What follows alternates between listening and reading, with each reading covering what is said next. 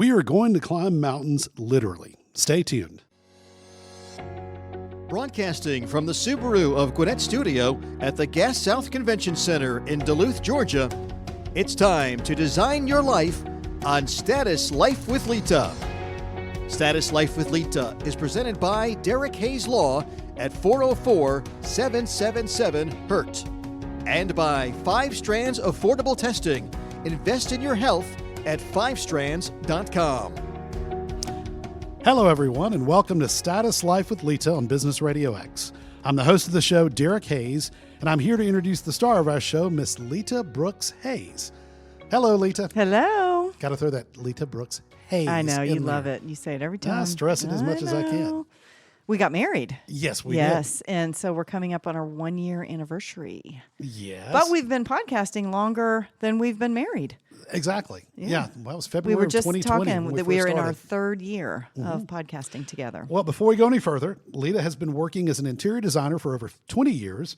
She's incredibly talented and is now blogging, podcasting, and full-time. If that wasn't enough, Lita is a mother of 2 and now 2 more, and devotes her time to teaching others how to achieve their goals and live life to the fullest. She sums it up best in her branded hashtag, Design Your Life. I don't think your new glasses are working that Now, good. I got tongue-tied there for a second. I was picking at him before we got on air. He got new glasses. Now, everything's a blur at this Okay. point. but All that's right. Wear your old lady glasses. It's fine. Okay. We're here. Hey, Yes. welcome back. And we've got cameras all over us. Our producer, Mike, has told us that we are live streaming on many social media platforms today. And so if we're live streaming, we have a guest in studio with us today. Yes, we do. Yes, we do. All right. This is Natalie Noose. Hello and welcome. Thank you. Good to be here. Well, Absolutely. we're going to dive Welcome to have really you. deep into Natalie and why she's here. But Yes. before we do, let's do a quick catch-up of things you and I have been involved in. Okay.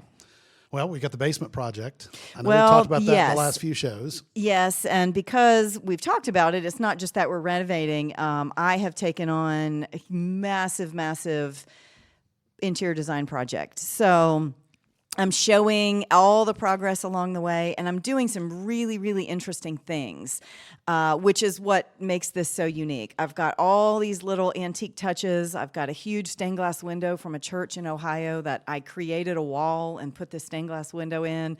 I've got castle doors going into a theater room. I mean, Literally just, castle I know doors. we went and bought old column bases from a salvage yard in North Carolina and had them cut and built into corbels into a brand new bar. So this is not just your average interior design project. This is something that we're using as many old, vintage, antique, primitive pieces and building them into a space. And so that's what makes it really so special. Yeah, absolutely. So, I have to just tell you, you can find all of that content on statuslifewithlita.com and my Instagram, Status Life with Lita. So that's the big project. I've got 2 new interior design projects with clients, not only what I'm doing personally, but work, getting back into it. It's been a minute. I haven't taken on clients since the fire that we had. We podcasted a lot. I've shared it with all the listeners, the business burnout that I went through and just how challenging. No pun intended. Right? No pun intended on that. But it's taken a lot for me to kind of get the wind back in my sails in that space. But I'm ready, and I've got clients, and I've got the basement, and so that's all fabulous. You're also my marketing director for the law firm. Yes, I took that role on. You needed help, Yes. and Derek's just too busy. He's attorneys. It's a different speed, meaning they've got their head down. They're focused on their clients. They're focused on their caseload. And yet the firm still needs content. It still needs someone out there shaking hands. It still needs, things happening. And that is my expertise. And so as your wife and having a background in marketing, it was a really good fit for me. So I'm working in the office a couple days a week, and I love it. And as my wife, I went from being self-employed to now having a boss. That's right. Literally. Every time I'm at work, I give myself a new title. So I thought I was just going to do marketing, but now I'm actually the COO and the human resources director. I just keep adding. Every time I'm there, I'm like, you need this. I'll be this. I take this on. So and my unlike business my card office where has she a lot of walks in titles. and stands at my desk, I have to knock at her door and wait to get permission to come Yeah, in. right. There is that part. Anyway, so yes, all good things. It's been a wonderful summer. I know podcasts live forever, so if you're listening to this, you may hear it at Christmas time. But we are we're actually almost at the end of July right now. So it's been fun. We have a lot going on. And again, took me about a year to come out of that business burnout, podcasted my way through it, shared it all with the listeners.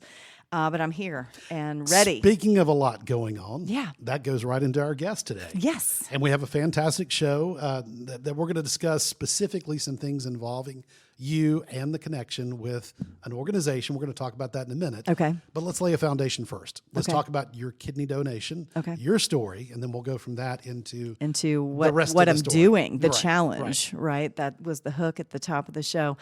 Back in 2017, I was fortunate enough to be a match for my father. He needed a kidney, and so we had our kidney donation at a hospital, Emory Hospital here in Atlanta. So we're also fortunate enough that we are here in Atlanta. We didn't have to travel. I know a lot of people that do donations have to do theirs in different cities. The donation was successful. That was now, 8 years ago, and he's still alive and well with the kidney. That was mine. a key component to that too was you said after 5 years, after the kidney donation, anything after 5 years, he likely would not have made it without the donation. On dialysis. So, right, correct. With correct. If he'd stayed strictly on dialysis. But after 5 years, those are years that he's basically been given Yeah. based on your donation. We consider them blessing years every year. So that's just a statistic. I mean, they Sure. didn't look at him with any kind of medical And he had so diagnosis many other and said, issues that- you only have 5 years. Yeah. It was the average, someone on dialysis, the average, they really only can sustain that for about 5 years. And it's usually not dialysis that there's a complication with. It's something else, like the port, where you have to do all the filtrations that gets infected, and there, and it could be heart related. You could be gaining too much fluid, and that puts pressure on your lungs. So it's all the complications that go along with dialysis, and it's quality of life. I mean, I just saw what my parents were going through. You go and you do dialysis, and it's 6 hours long, and the next day you're completely wiped out, barely able to get off the sofa, and then you have to go right back to dialysis. Sure, I mean, it's sure. just not a way of life. So my dad, myself being a match and being able to give him a kidney was really giving them another lease on life. So you were a match. We have to start Yes. with that. Okay. Because there's testing that's done to determine whether or not you are a perfect match, and thankfully you were. But also, too, you were a terrific candidate to be the donor based on other factors. Let's talk about that. Okay. So you being a donor, I was a good donor because I was extremely fit. I shouldn't say was, I'm fit now, but Yes. I was going to correct that, but you did. I'm past tense of when the surgery was. So I used to be, I don't want to say I was an extreme athlete because there's a lot of athletes out there that did even more than myself, but I found my passion for running, and I really only became a runner to lose baby weight. When my son was born, I joined some mommy running groups, and I just took to it, and it was something that came very natural to me. I'm going to interrupt for just a second. You were a dancer before Yes, that. So and that might have, there's a lot of athletic that might have training had a that goes really into dancing. good transition into it. dance I've studio never and- been a team sport kind of player. I could not hit a softball to save my life. It was embarrassing. Tennis, I just can't. There's something with me and team sports and having to hit something. I just do not have that hand-eye coordination. But I was a dancer my whole life. I owned a studio for many years, and that translated really beautifully into running. And many, many years ago, one of my close friends said, all right, let's do something extreme. Would you rather run and train for a marathon on pavement or a 50K on the trails? And we unanimously, we said 50K all day long. So there were three of us, my two best friends and myself. And we began training. So we trained 6 months on, 6 months off. And we did that for years in a row. So we did 3 50Ks within 3 years. One was in Chattanooga, one was in North Georgia up near Sky Valley, and then the third one we flew all the way to Long Island to do a 50K. So I was really in this ultra running circuit. You're training.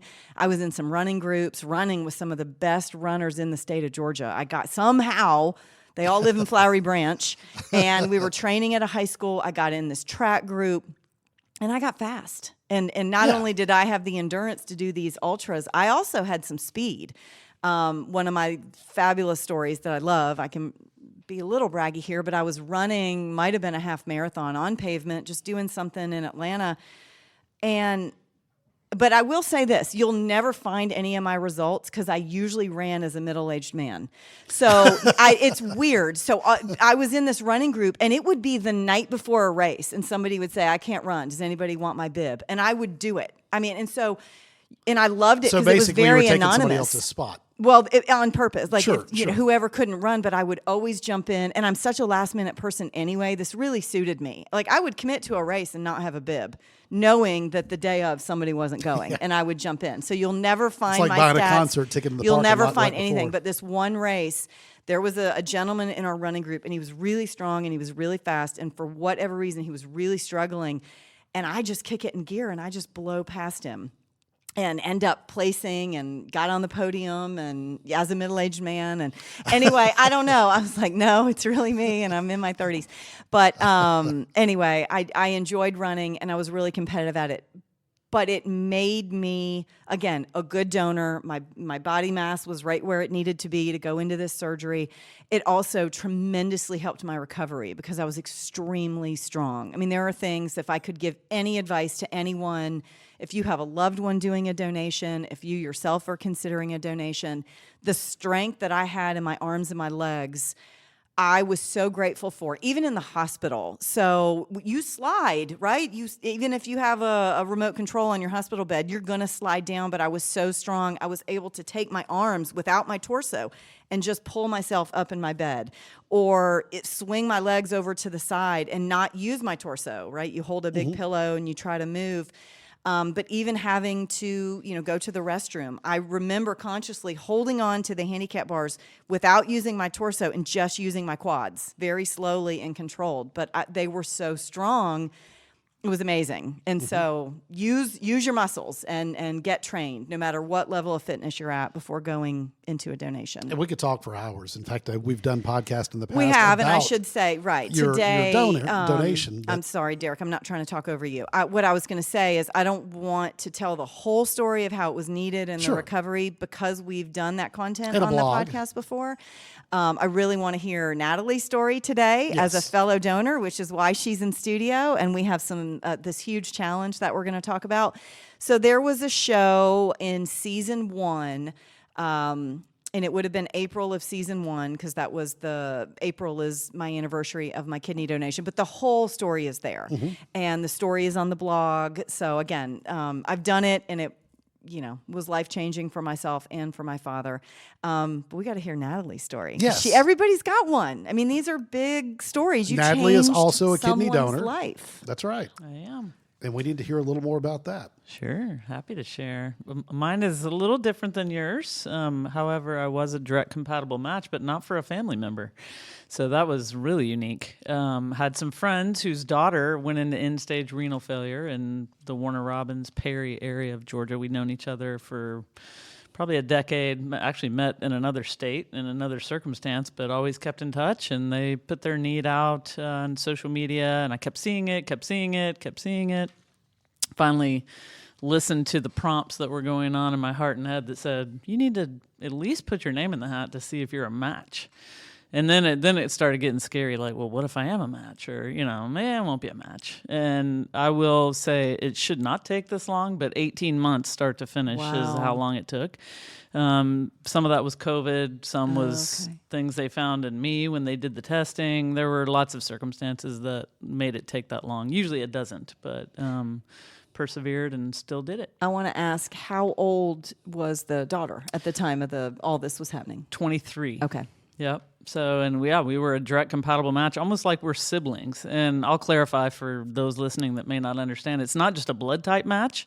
They cross match your blood to test it. They test it together by basically commingling it to see if any antibodies react to it, because that would indicate whether it would reject the kidney. So they did that very early on to determine the match, and then they do it again right before the surgery to make sure nothing's changed. So with that factor coming into play, I knew it was meant to be, and Yeah, we went through with it. She's doing great. I joke that she got the better kidney because her numbers are good. Like her, everything that you measure from your lab work, her numbers are great. And she immediately, actually, they closed up the port on her that she had for dialysis and basically said the kidney's working right away. So, Wow. yeah, that was really encouraging. Definitely made it all worth it. So. Well, there's one thing that comes to mind for me, and that is we're talking about Lita making a direct donation to her dad, you making a direct donation to someone that you knew. Yep. But unfortunately, a lot of folks don't have that ability to find a friend or a family member, and they have to go on the donor list. And my understanding is that list is extensive. Thousands of people currently waiting on kidneys. Do we know a number roughly? Yeah, there is over 100,000 people on the waiting list for a kidney transplant. Wow. And it changes. I'm looking at the stats right now. Over 3,000 new patients are added to the wait list every month. Wow. Which makes it even crazier. 13 people die each day waiting for a kidney. Every 14 minutes, someone's added to the transplant list. Added to the list? Yeah, Wow. it's crazy. And people, obviously, there's, and here's the other interesting stat. More than a decade ago, you're looking at close 15 to 20,000 kidney transplants take place in the U.S. annually. The majority of those come from deceased donors. And so a cadaver cadavers, kidney. right. So what's interesting that I learned in this process, as I'm sure you did too, Lita, because I didn't know anything about it, that living donors are obviously the better, you hate to say the better kidney, but you have the better chance at it being successful versus, plus it's very unique. A cadaver kidney is circumstantial. Got to be at the right place at the right time, got to match and all that. And so, but to answer your question, Derek, I think it's really important to bring up that while Lita and I did do what's commonly known as a direct donation, people can donate their kidney in a non-directed factor. Sure. And basically say, I want to donate my kidney. Basically, take it and use it where it is most needed. Well, knowing Lita's story more than yours, I know that her dad was one of those that they basically said, unfortunately, you're not a good candidate to be on the recipient list because of all the other health issues, his age, and things of that nature. So, but for the fact that she was a match, he may not have been able to get one. So he was on it. So the chance percentage, I don't know what that would have been, but they had sort of said, listen, you have a living donor. You have a daughter that's willing, take the kidney. Yeah, because for sure. what is going to happen if a cadaver comes, if you're waiting in the quality of life and you're sitting on dialysis, it's probably going to go to the 40-year-old with a 2 and a 6-year-old at home and a wife and a lot more life to live, right? Yep. He was 70 at the time, a 5-year stat given on dialysis. And what I learned too is they write insurance policies in the United States for the average male being 77. And so that stat goes into it too. Like you're only 7 years from, the average American male. Yep. He ended up conceding and taking the kidney, and we went through with all of it after his doctors had really said, listen, it was a heart-to-heart they had to have because he was adamant he didn't want to put me through it. Of course, yeah. Yeah. My recipient would probably still be on the waiting list. I'm not sure how quickly she would have moved up had she not had a living donor step up. I mean, that's part of the benefit of living donation is it can accelerate the opportunity. Well, I've learned 3 different ways. At least, again, my connection to Lita, I didn't know anything at all about kidney donation until I met her and then heard her story. But so there's the direct family member or friend, kind of like both of you had. There's the donor list where if you're in the right place, the right time, kind of like we said, and you're lucky enough, you get a cadaver or you get a kidney that route. The third is, from what I've heard and understood, you may be the spouse of someone who needs a kidney, and you agree to donate your kidney to a stranger somewhere, but by doing that, it's going to bump your spouse up on a list to receive a kidney from somebody else. It's kind of like you give yours and there's going to be a better chance of one coming your way. Right, but they can do that the same day. So you can donate that. We have some friends from Nashville that was their directive. So the wife said, I will absolutely give a kidney, but she was not a direct match for her husband. But the surgeries all take place that day. They set up the chain. So they test all these different people. Which is so my point is, you're not just donating. It all happens, that day that he would get one and she would give one to somebody else. A good way to put it is a chain. Just That's what they call it. Yeah. Well, let me ask you one more question, then we'll need to take a break here in a second. But how are you doing after your donation? How are you physically feeling? Have you found any, I guess you could say, negative side effects from having one kidney now after the donation? Absolutely none. I'm in the better. I donated at 52. I'm 55 now, in the best shape of my life. And the only the only no-no or the change in lifestyle is you have to avoid ibuprofen. And of I've course, learned that from Lita as well. Yes. So I did like my ibuprofen, but I did too. Tylenol works, and that's a small sacrifice to make to be able to do what I did. Yeah. All right, that's all great. We're going to pick up from that point when we come back, but let's take this quick commercial break, and we'll be right back. Tired of experiencing bloating, eczema, diarrhea, or weight problems? Get to the root cause of your dietary discomforts with 5 strands affordable testing. No need to schedule time off work. Just collect and send in 5 strands of your hair to see how intolerant your body is responding to over 600 common food items. Intolerance reactions are not life-threatening like allergies, but are responsible for most daily discomforts. Achieve your dietary and lifestyle goals by visiting 5strands.com and ordering your at-home collection kit today. Hello, everyone. As a listener of the Status Life with Lita podcast, you already know I'm attorney Derek Hayes. I've been practicing law in the state of Georgia now for over 26 years. My firm specializes in cases involving personal injury, catastrophic injury, nursing home abuse, and any other situation where someone was injured by the negligence of others. As I've said before, if insurance companies ever resolve claims the way they should, I'd be out of a job. But I'm not worried about that happening. Did you know insurance adjusters are trained to pay you as little as possible to protect their company's bottom line? They say they're genuinely concerned about you, but really the goal is to settle the claim with you for far less money than you deserve. My job is to make sure they pay the full value of your claim and nothing less. You can speak directly with me by calling my office at 404-777-HURT. Visit my website at derekmhayes.com. or check out my social media platforms on Facebook, Twitter, and Instagram. And be sure to catch my podcast, Injury Insider with Derek Hayes, wherever you enjoy your favorite podcast. I look forward to speaking with you. Well, we just heard from 5 Strands again, their commercial, and their wonderful organization. And we're excited to have them now join Status Life with Lita and be the sponsor, one of the sponsors of your podcast. A reminder that Status Life with Lita is sponsored by 5 Strands Affordable Testing. Gain personalized insights on how your body interacts with your diet and lifestyle patterns. All they need is 5 strands of your hair, and you'll receive personalized results to help you reach your health and wellness goals. You can visit 5strands.com to learn more. And I know, Lita, you have a story about 5 Strands. I just love 5 Strands, and I'm so glad that they're on board. I've tested we both myself. Like a monkey, I was digging through Derek's hair, getting 5 Strands. I tested all of our children. It's just wonderful. This knowledge is, it's unbelievable when you're making the correlation between what you love, what you don't love as far as your taste buds are concerned, and what your body loves and needs and what you have an intolerance to. And I had a very long vacation in northern Michigan. And one night I wasn't feeling well, and my aunt is a phenomenal cook. She actually is doing work for America's Test Kitchen. She cooks their recipes, and it's just like being in a Michelin star kitchen when you're at her house. And I ate everything, and we were drinking some red wine, which I did not know that 5 Strands told me I have an intolerance to it. Oops. I know, it was very upsetting because I didn't like white wine, but now I've noticed white wine does not affect me. And I don't drink a ton. We're talking about kidney stuff. I literally, 1 glass is usually my limit.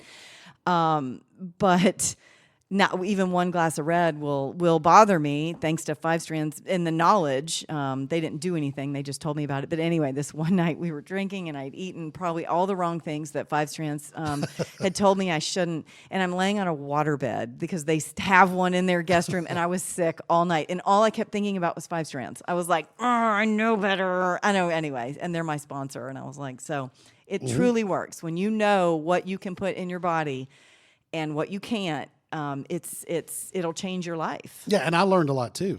You and I both did the same test, the food test, and it's amazing. The one thing that I did learn, and I'm still excited and thrilled, apparently I have absolutely zero intolerance to filet mignon and crab legs. Yeah, his favorite. So I keep telling her Yeah. every night, if you really care about me, Yeah. because of 5 strands, I'll have filet mignon and crab legs every night. Anyway, you can purchase 5-strand tests on my website, statuslifewithlita.com.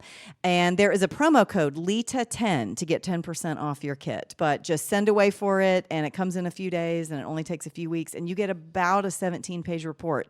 It's very, very detailed. It says you can eat regular tomatoes and not stewed tomatoes. Oh, it's that Or detailed. boiled Yeah. tomatoes. You can I need eat to do eggs that. a certain way and not a different way. I mean, it breaks down everything. So, yes, 5 strands. Okay. A couple other points on that, too. They Yeah. also have one for vitamins and minerals, We've done that one too. Mhm. which is a different test. And then they also have one for your pets. Yes, if Which you is have also a really dog wild. that has allergies or a cat, or I mean, we've not tested the cats and don't care about them enough. But yes, I mean, Bambi, had horrible allergies, and we were doing allergy shots and dog. all that. So yeah, to find out what her allergies were was just important. So anyway, Yeah. I know we always get a sidebar, but I definitely am grateful that they're on board. Grateful that they've picked up my show, so all this content can come to you for another year of Status Life with Lita. So thank you, 5 strands. And it's a great product, Yeah. terrific product. All right, All let's right. pick up from where we were. We talked about the donation story for both of you. We Yes. talked about different ways people can receive the donation or give the donation. But now we need to focus on the real reason why you're here today, Natalie, and the program that both of you are connected with. And I'm going to turn it over to whichever one of you wants to take the lead to start the foundation for kidney donor athletes. Okay, who's going first?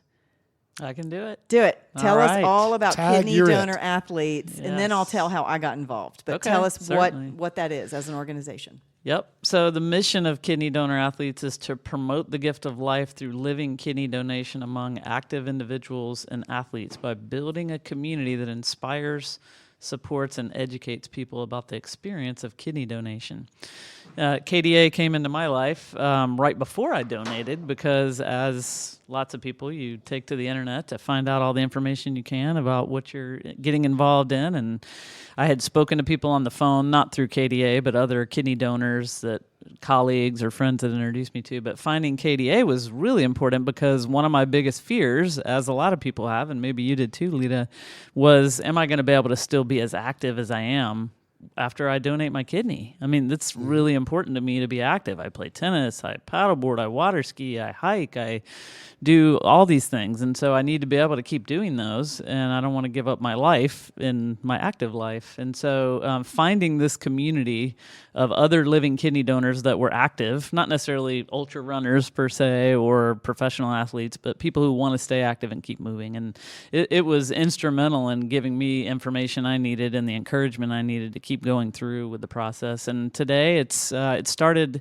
a woman named Tracy Hulick founded it about 5 years ago. She's an ultra runner, actually, and really wanted people, create a community where people could come together, learn, support each other, because she had a rather lonely process through her kidney donation, and she didn't want other people to have that same experience. So thankful for her starting this really unique and exciting community that is growing like crazy. So we've been in existence for 5 years. I'm now currently the board president because I have a nonprofit background and experience as well. But we're excited to continue our mission and continue to grow the community.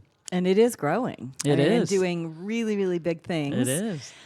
So I got involved about, was it 2020 or 2021? I had done some little 5Ks and just some smaller running. Of course, Since getting the back donation, into shape yeah. since the donation. But in 2020, I did a 25K, which was the first long distance that I had done since the donation. And the morning of the race, I was waiting. It was dark, and I was sitting on my steps waiting for my girlfriend to pick me up to head to the race. And I just did some stories on social media and said, I'm here, and well wishes. And I was the only one that wore a Camelback, which I considered that bladder my extra kidney that I needed, and I'm glad I did. I used it all day and filled it up during the race. Just on a sidebar, that's your biggest concern is dehydrating your one kidney. So as a donor, you're very conscious, no matter what physical activity you're doing, about drinking enough water. And then it was through Instagram and probably some hashtags, but someone from KDA reached out in my DMs and said, "Hey, would you write a story about your race? You doing a 25K on one kidney?" And I said, "Absolutely." On a sidebar, I've yet to write the story, so I was gonna say that's probably Tracy. She's probably. still Yep, and I featuring. need to. It's just sitting. Yeah. Yes, got to do it. Tracy, it's coming. So that connects me to KDA, and you do a like and a follow, and then I think it was around December, I saw, calling all donors about the 3. Is it the 3? What's the official name? I call it many different things. The 3 Volcano Challenge. Yep. The 3 Volcano. Okay, that's the official title of what I have been selected to do. So had a I'm so drum roll right excited. now, I know. I kind of need one, and we didn't cue Mike up that I'm going to need a drum roll. So I saw a 3 Volcano Summit and just this amazing challenge. They're only taking donors. Again, the mission being, tell everyone, literally get up there from the top of a volcano and show everyone else, if I can do this on one kidney, then you can be a donor and you can do this too. You may not want to summit volcanoes, but that you can still be an athlete. You can still do hard things.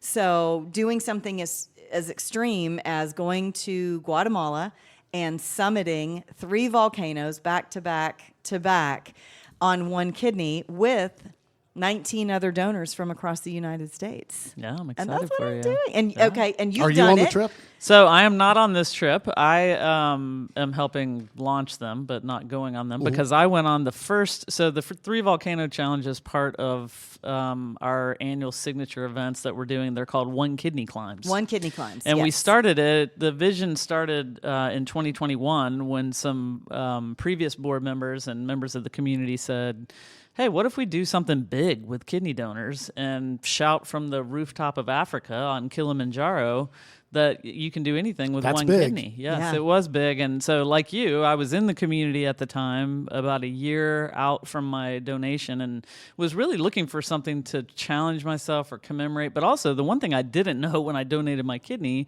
was about communities like this, and I didn't know about the need, and so now I feel a little bit of an obligation to tell other people about living donation because the need is so great, and so I wanted to be a part of it. So I joined the initial One Kidney climb to Kilimanjaro. We summited on World Kidney Day, which is March 10th every year, or it might be the Thursday. It's right around that time of period in March, and we did it. We were on Good Morning America. We had millions of people see what we did and learn about living kidney donation through 22 climbers going to Kilimanjaro. So I'm excited for you. So I'm we're excited. doing. I love it. And I have been to Guatemala personally and done a couple of the volcanoes, and they're challenging. So so you will definitely be challenged, but it will be rewarding and a great opportunity to share. So there's running up and down the stairs at the house. That's not enough training. No, it's not. And I am training, and I've been training Yes, for you have months. been. Yes. I lift, and I'm very consistently in the gym and doing lots of weights. Being a runner, I had gotten away from it, and just more scheduling. Not that I don't have my love of running, but it just falls by the wayside a little bit. But I've added it back in just to get my lungs ready, to get the endurance. I definitely feel like I'll be trained up. I mean, I started a long time ago, and I'm fit, but I know that we have the fall. It is July in Georgia. It is very hot. It's in the Yes. 90s. So that makes running a little more challenging, but not as an excuse. I'm doing all the things I need to do to physically be ready. And there is another component to this as well that we are launching. Today is today is the announcement that the One Kidney Climb, the 3 Volcano Summit, I've been selected. This is a fundraiser for KDA to spread their mission that this many people out there need kidneys. These, 14 people, what was the stat? 13 people are added to the list Every day. Yeah. Yeah, every day. That is a lot of people waiting on kidneys, and everybody else out there has 2, okay? So- and you only need 1. So You said I've been selected. Let's talk about that a little more. Sure. It's not a group of 100 or 50 or everybody that wants to do this can do this. You truly were selected from a lot of people that submitted, I assume, an application or some information about themselves. And how many total are going on this? believe there's 18, maybe Okay. 19. Yep. 18 or 19? 18 people throughout the U.S., correct? Yep. And you were one of the ones selected. That's an honor. That's an extremely big I honor. cried when I got the acceptance. remember I you called did. you first and interrupted his law firm day, and I had tears. I was like, oh my gosh, I got accepted. And the little backstory of how I met Natalie. So I submit the application. It's not anonymous, but it's one of those job forms. So you're not sending it through someone's personal email. You're Right. sending it through a job form. And I got an email from you later that night, and it was, hey, do you live in Atlanta? You're like, and "You're I near said, me." yeah. I live, towards Athens, Georgia now, but you said you have an Atlanta area code. And I'm from, the Atlanta area. And we connected the dots, and you said, hey, let's have lunch. We can talk about all this. And there was something about the way you worded it, something about, hey, I don't know. And it made me think, oh my God, did I get it? Like, I almost didn't want to count my chickens before they hatched, but there was one line in there, and I thought, oh, the way she said that makes me think I'm in. And I didn't want to have lunch with you until after the announcement came okay. out. I kind of not pushed it off, but I thought, I don't want to get my hopes up Sure. and meet you and get so excited about this. And then I didn't get selected. Right, So I waited, and the announcement came out, and we met and were able to talk through Yeah. it and become friends Yeah. and get on board. And I asked you got to come on the podcast, please. Yeah, and here we let's are. spread this. So, Yeah. and here we are. So the mission of Kidney Donor Athletes is a couple of things. One, simply the knowledge, getting it out there that people can donate a kidney and still be very athletic, whatever their fun may be. Whether you mentioned tennis, hiking, paddleboarding, all those things that people do. I did not know that. I'm the ordinary Joe in this. I'm the guy that's never donated a kidney, had not met anyone or knew anyone who had donated a kidney until she and I started dating. And yes, through her, I realized she exercises nonstop. She runs. As she said, she's done a 25K. So she's extremely healthy, probably more so than me. You can edit Way that more out. so. No, we all know. We've put you in the hot seat on But this show many times. Nonetheless, she's continued to do all that on one kidney. I did not know that. The other mission of Kidney Donor Athletes is fundraising. And that's the intent of this, the Kidney Donor Athletes, the one kidney climb, you called it? Yep. Okay, so the purpose of that is also to fundraise. And I want to make sure we stress that as well. Yeah. Not only the people listening, but your friends, your family. If you know of someone who's in need of a kidney, or you know someone in your family or a friend who's received a kidney or donated a kidney, this is an opportunity to help raise those funds to help people who are in need of a transplant or someone who's looking to donate. So if we can talk a little bit about the donation factor. Yeah, absolutely. Go ahead, Natalie. I was just going to say, yeah. So KDA is a 501c3 nonprofit. We're actually grassroots. We're all volunteer. So we're more of kind of a startup phase. We're not looking to, become a mega organization, but we obviously need funds to be able to continue our mission and run our programs. And so with our signature event, the One Kidney Climb is only one small portion of what Kidney Donor Athletes is about. It's an exciting one, but it's one of the most visible, and it allows people to participate in a unique opportunity. And so we ask each participant to meet a fundraising goal as a part of their participation. And so it helps fund our programs in Kidney Donor Athletes. Do we know that goal? What the fundraising goal? Obviously, we want Everybody you to- sets their own. Okay, I mean, we I want you to have the raise as much as minimum. you There's a can. minimum. Yes, there's a Okay. minimum, and then anything over and above that, Gotcha. goes into their organization. Right. Yeah. So yeah, Right. absolutely, and happy to do it. I mean, as a donor, when you hear, okay, I can raise funds to spread the word about the need, a need that I was able to meet for one person, and how many people. It breaks my heart with those stats, because for me, I only have one kidney left. There's nothing else physically that I can do except use my Right. voice, use my platform, use my athletic ability, and try to spread the word. Yep. And really help other people know if you are an athlete, even if you're just in good health, and again, you like to be physical and you like to do things outdoors, it still makes you a good donor. There's a certain body mass and, obesity, and there's certain things that are going to knock you out of the running that you can't have. But if you're fit and you're active and you're overall in really good health, then you're probably going to make a really good donor. And those folks that are in need of kidneys, that age range, the demographics. You talked about yours was 23. Your dad was in his 70s. That the need for a kidney knows no age, no demographic. Not at all. And we're talking about kidneys. There's other donating liver. There's other organs to donate. I know that my nephew was born needing a liver. He got a liver transplant as an infant. So, yes, the age on whatever organ it might be. I don't know much about the liver. I just know the journey that he's been on. But even as an adult, I know they can just take a portion of your liver for a child. So that might be something someone listening might say, well, I don't know about my kidneys or this and that, but there's other things you can do. So just hitting on the fundraising. So my links are up. You can go to my blog, statuslifewithlita.com. Go to the KDA. There'll be a link and a button right there on the homepage. It'll take you to the full story, the full journey, and it'll also link you directly to the fundraising page. So if you feel so inclined to support, to get behind this, it's greatly, greatly, greatly appreciated. And that's where the links are. There's also a link on my Instagram. Just go to the bio and the link tree is there and all the links will be there. So you can click and go directly to my fundraising page. Let's talk again about dates, the dates of this. Okay. And so go ahead, let's cover that part, and then Sure. we'll talk about a couple other things related to it. So I believe, and I've got to organize the flights, but I believe it starts on December 2nd, 2023. So just a few months away? Well, from now. And again, it's difficult because podcasts live forever. There may be someone listening to this in 2024 and say, well, that's old and that's done. That doesn't mean that there's not a lot of relevance. It doesn't mean that there's not another One Kidney Climb. Exactly. Happening. It means go to my site or go to KDA. You'll find them on Instagram. Do you know their handles? Sure. It's kidneydonorathlete.org, but then also we're Kidney Donor Athletes on Instagram, and there's a public-facing Facebook page, which all supporters or family members, friends can all follow your journey on there, which mine did for Kilimanjaro. Yeah, I jumped on it immediately when she Yeah. told me about it. I went and joined the Facebook group Yeah. and the Instagram as well. Nice. And that was one of the second questions I was going to talk about is how people can find KDA. Yeah. And donations can be made, I assume, directly to KDA. We obviously would love for them to go through Lita for the purpose of the One Kidney Climb.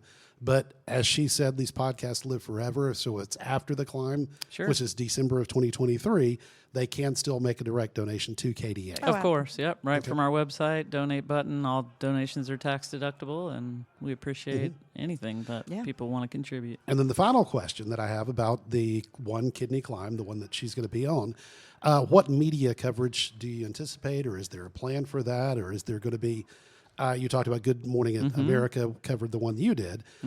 Are they launching anything in particular where people can also follow that? We will be. So one of the things that KDA will do is try to help equip the participants like Lita and the rest of the team with some information and opportunities to do local media. We will certainly look for national media opportunities. That one was super unique. First time we did it, and we were thrilled that Good Morning America picked it up. But but also the Gainesville Times did an article on me, the Atlanta Journal-Constitution. So when I went to Kilimanjaro, that's one of the unique and exciting things about the One Kidney Climb is participants are from all over the U.S. So the markets, so people getting to share their story locally provides awareness in that market. So, and as Lita's husband and somebody that knows her extremely well, I guarantee you there'll be stories nonstop. I'm not sure about cell coverage when you're on the side of a volcano, but there will be all kinds of updates, all kinds of things you can follow. And it may be that she's not able to do it, but if she can relay the info to me, I'll be able to hopefully go on her social media and keep people updated about the climb itself and the experience, because it's going to be incredible. I'm excited. Yeah, there will be opportunities, I think. In Guatemala, it's a little bit different than Kilimanjaro. We were on the side of a mountain for 8 days and didn't have service most of the time. But in Guatemala, you're only overnight camping one night. Everything else is you're in hotels because you're moving from volcano to volcano. So there will be Wi-Fi opportunities, at least maybe not from the summits, but definitely from the bottom. Right, when you get done, get finished for the day. I do want to talk very quickly about that one. You're talking about spending the night on the side of the volcano. She and I've talked about that. So you spend the night on the side of the volcano, and you get up early, like 3 o'clock in the morning, and you summit the volcano. So by the time you reach the summit, it'll be sunrise. Yep, you watch the sunrise from the top. Yep. Oh, so exciting. Well, and meantime, you're right next to Fuego, which is an active volcano that it erupts every 20 minutes. So you're climbing a dormant volcano, but you're right next door to the one, so you're looking right over at the one that's exploding. In fact, you hear it all night, actually, while you're camping. It's pretty amazing. Wow. That's wonderful. Now, see, I'm jealous on some level now. Yeah. I know. It's going to be amazing. So we did a Zoom call, and is it Chris? Yeah. So he led, and he said, you can take a couple days after if your loved ones want to fly down, and while you're down there in the Caribbean, and kind of enjoy it, and that everyone would kind of meet you at the fence at the end of the final summit. Right. I'm like, I could just see Derek just standing there at the fence, just waiting. I just had this vision of him like, I couldn't stay away. Yeah. Well, ironically enough, Chris Sullivan is who you're referring to as the vice president of Kidney Donor Athletes, Right. and I was with him at Kilimanjaro, and his wife met him at the gate when we came down Kilimanjaro, maybe and that's it what was he was pretty talking special. about. Was she holding the sign? No, but No. she ran to meet him like they hadn't seen each other in forever. It was great. Special. See, I Yeah. can do that. There's Yeah, nothing You wrong can with do that. that. I feel like I'll be ready to come home. Well, no, you might want to go know. relax at the lake and let Yeah. Derek That's wait what on I'm you hand thinking. and foot because you'll be sore. Okay. That's what I'm We'll thinking. look at the dates. We'll see if we can make that work. Yeah, So, exactly. It may be December, but that's a time That to doesn't- yeah. celebrate. And as she said, recharge your battery, relax a little bit. Absolutely. Okay. Well, thank you again, Natalie, for being on know. today. Thank you. You're welcome. Very Thanks for having me. informative. Do you think we covered it? I mean, is there anything that you would say, all right, we're on the show, we're live on the air, we're streaming on all these different, I don't want to put you in the hot seat, but I want to make sure before we walk out of here that we covered it all. Yeah, I think the only other thing I would add in closing is if on the Kidney Donor Athlete website, there's a button that says interested in living kidney donation. Nice. So just to clarify, our organization and Kidney Donor Athletes has nothing to do with the actual transplants. We aren't medical experts. We are kidney donors in a community raising awareness. And so we have linked that to the National Kidney Registry. There are lots of resources out there. The National Kidney Registry actually they're the ones that manage the exchange program that Derek referred to. And uniquely, I'll use Chris as an example. He donated his kidney through the National Kidney Registry, non-direct, didn't know where it was going. And they provide him with a voucher that he can use later. So like he could use it for a family member. He could use it for a friend. He could use it whenever he wants for someone else. And so that I think is a really unique opportunity because I think a big fear in people donating their kidney is what if somebody else needs it? Once, like you said, once you've donated it, you can't donate it again. So it gives you the opportunity to make a difference in another person's life or provide for your family member if you so needed. So That's I would interesting. definitely encourage people that are interested in learning more about kidney donation to click through there and research some more. That's what we're about. We want to see other people help save lives. So I love that. I'm glad I asked you. That's a really important point. Yeah, that's very Okay. interesting. That's really cool.